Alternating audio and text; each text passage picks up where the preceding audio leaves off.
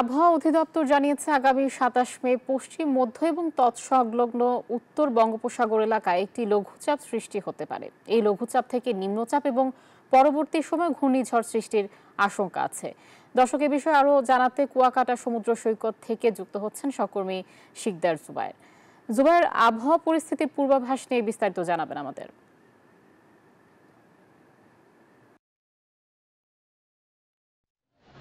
ধন্যবাদ। কুয়াকাটা সমুদ্র সৈকত এলাকায় আবহাওয়া পরিস্থিতি গতকালকের তুলনায় আজকে মোটামুটি কিছুটা স্বাভাবিক রয়েছে।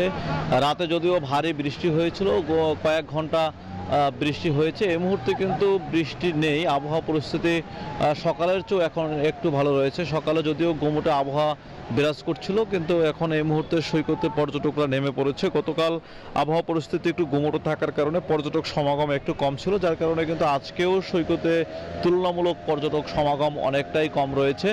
তবে এখানকার ব্যবসায়ীরা জানিয়েছেন যে পর্যটক কম হওয়ার কারণ রয়েছে যেহেতু ঘূর্ণিঝড় শক্তি উপকূলে আঘাত হানার কথা রয়েছে, সে আতঙ্ক কিছুটা মানুষের মধ্যে পড়েছিল, যার কারণে গত 2 দিন ধরেই কিন্তু পর্যটক সমাগম কুয়াকাটা সমুদ্র সৈকত এলাকায় কম রয়েছে।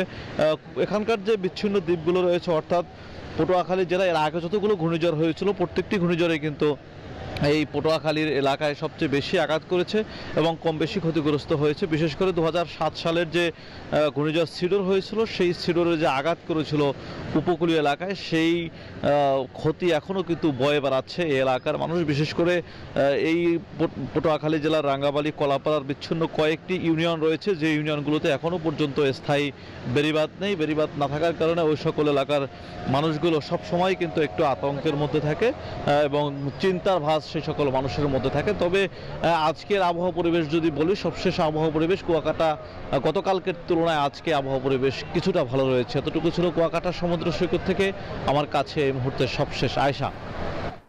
জুবায়ের, আপনাকে ধন্যবাদ।